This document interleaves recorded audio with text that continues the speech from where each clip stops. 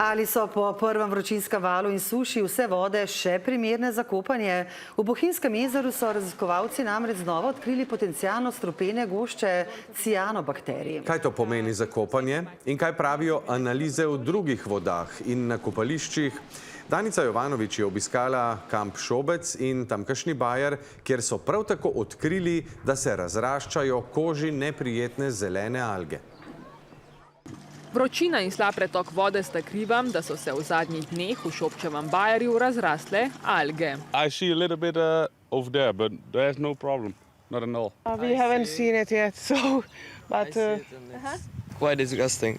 You still go swimming or? Yeah, I'm still going swimming. Kopanje je kljub cvetenju alg, zaradi katerega je bajer postal izrazito bolj zelene barve, varno, pojasnjuje direktor kampa.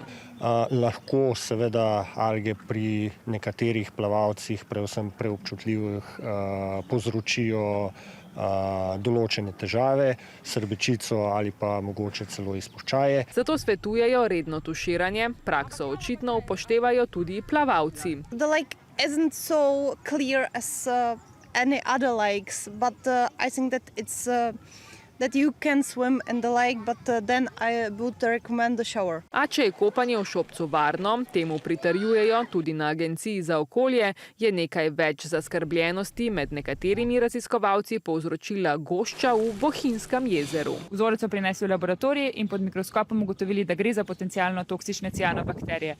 Torej, previdnost je na mestu. Pazite na svoje pse, na svoje otroke, naj se s temi goščami ne igrajo, predvsem pa naj jih ne zaužijejo. so se pojavile gošče v bližini Naklove glave.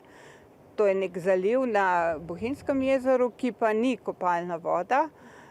Kljub vsemu smo javnost pozvali naj pri kopanju majhnih otrok bodo previdni. Trenutno še ni znano, ali ima najdena gošča cianobakterij v sebi toksine. To pa vzame ene par dni, kdaj tudi več tednov, da lahko ugotovijo.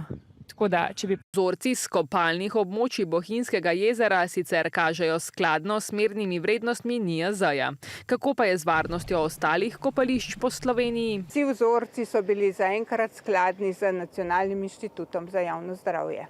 Na Arsu kakovost kopalnih voda preverijo vsake 2 tedna in sicer na 49 točkah na rekah, jezerih, bajerih in morju.